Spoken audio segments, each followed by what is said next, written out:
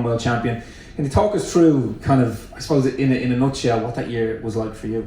Yeah, it was probably, as you said, a year that all my dreams came true. Is that one? Hello?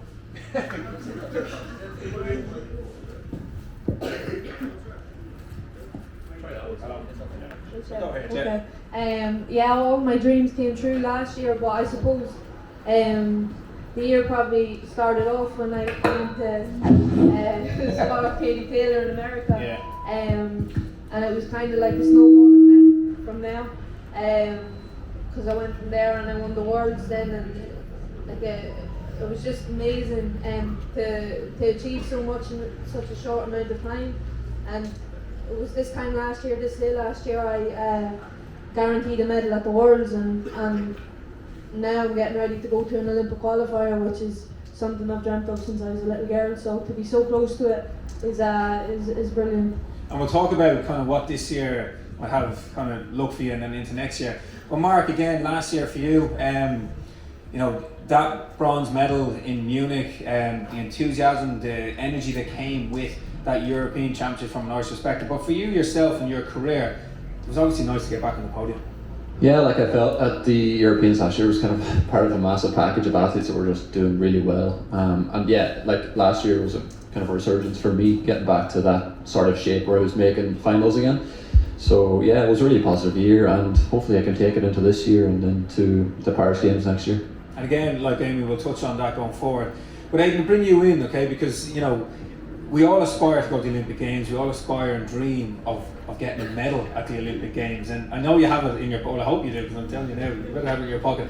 But like for sports people, it's the pinnacle, and you achieved that, you got that medal. What was that like? Yeah, David, it was incredible, and the having an Olympic medal was something that I dreamed of since I was 7 years of age. But it's heavy, very heavy.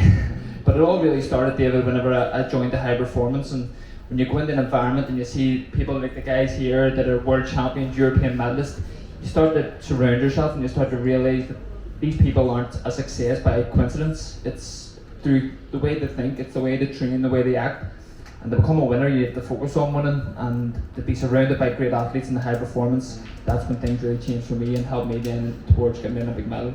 And when you came home, was it different? You know, was there, I suppose, maybe going to championships, maybe a little bit under the radar to a certain degree, but then you come back and suddenly people are looking at you now with the medal and putting you up on that pedestal. Did you find that easy to transition into, or was it something that kind of, oh, this is all new? No, it was extremely hard. It was extremely difficult. I was always used to just being a quiet person and keeping myself to myself, and coming from Belfast, it has a rich history in boxing, and a lot of the Olympic medalists from Ireland are from Belfast, so all of a sudden you're in a prestigious group, and to be a part of that, for me it was new. It was something that I had to change within myself, and going to different places, you were getting noticed and recognised, and at the start it was a bit strange, not only for me but for my family. So as time went on, you get used to it a bit more, and you just have to accept it of what it is and then try and enjoy it. But for me, it's great. Looking back, the Olympics was something that I always tried to achieve, and thankfully I did, and my life changed since the Olympic Games. Yeah, it's an amazing story, and we'll come back to that as well. But Amy, as you look into the 2023, like that confidence and everything you can take away from 2022, what's on the horizon now for you?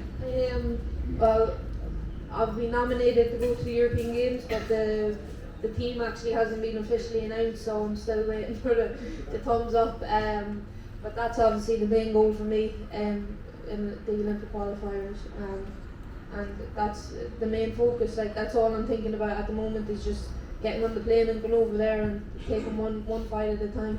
And probably, you know, to throw this question in, but do you ever kind of let yourself wander into 2024 and what might happen, and you're sitting beside an Olympic medalist there? Do you ever kind of think, oh, I'd like a piece of that? I'm sitting and I'm thinking about running away with it. No, to be honest with you, I've probably been someone that always looked ahead.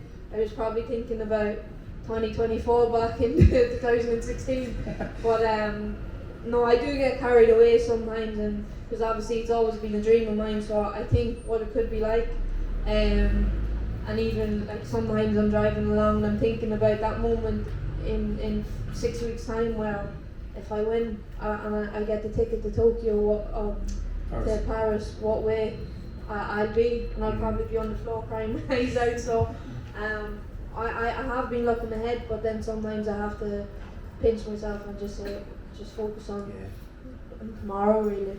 Yeah, and Mark, like you've been to Rio and Tokyo, and again I know there's a lot of running between now and qualification in Paris and everything like that. And you've already opened your season there in Doha recently, but you know, three Olympics is some gone and some career. Can you give us a bit of a snapshot into like Rio and then Tokyo? Because a lot of people here will understand Tokyo, the Olympics, and kind of the fact that there was no fans and no spectators and no family there. Was it much different, say, from Rio?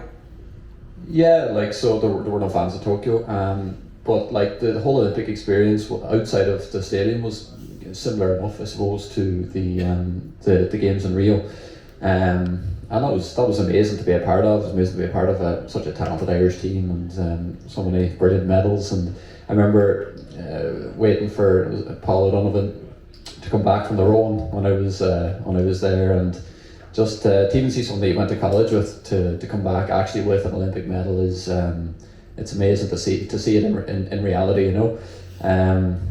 No, that was amazing to be a part of, and I suppose the Olympic Village is an experience in itself as well, you know.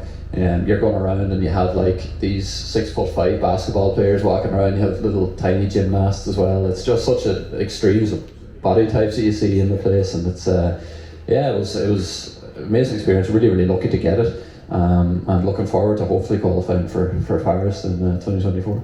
I mentioned you started your season in Doha recently, so you know next couple of weeks